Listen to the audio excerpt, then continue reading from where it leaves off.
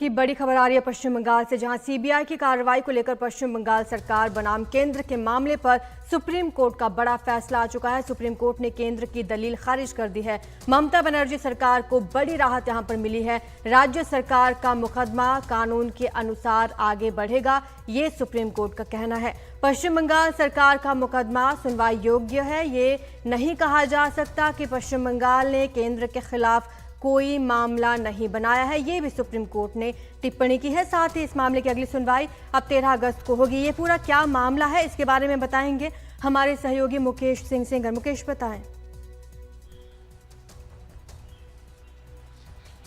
देखिए, जो पश्चिम बंगाल सरकार है वो सुप्रीम कोर्ट गई थी, जिसमें उसने कहा था कि उसने जो सीबीआई जो जांच करती है उसका जो कंसेंट है स्टेट गवर्नमेंट का, वो कंसेंट नवंबर 2018 में वापस ले लिया था। लेकिन उसके बाद भी जो सीबीआई है वो लगातार पश्चिम बंगाल में जाकर अलग अलग मामलों की जांच कर रही है, केस दर्ज कर रही है, रेड कर रही है। तो ऐसे में इस कार्रवाई पर रोक होनी चाहिए।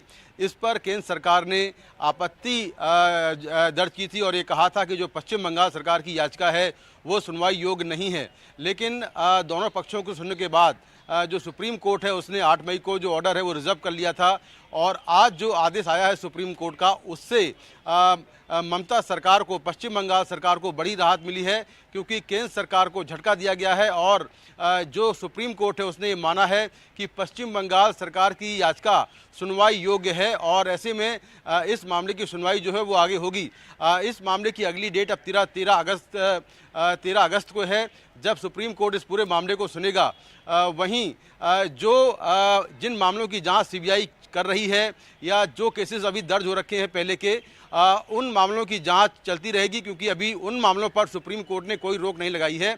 लेकिन निश्चित तौर पर ऐसे बहुत सारे स्टेट्स हैं जो सीबीआई की जांच को लेकर उन्होंने अपना कंसेंट, यानी कि जो सहमति होती है स्टेट की, राज्य की, वो वापस ले ली है। ऐसे कई राज्य हैं जिन्होंने पहले से सहमति वापस ली हुई है और इसी मामले को लेकर पश्चिम बंगाल सरकार कोर्ट में आई थी और ये कहा था कि सहमति, कंसेंट वापस लेने के बाद भी सीबीआई लगातार उनके राज्य में दखलंदाजी कर रही है, लगातार मामले दर्ज कर रही है और लगातार केसों की जांच कर रही है।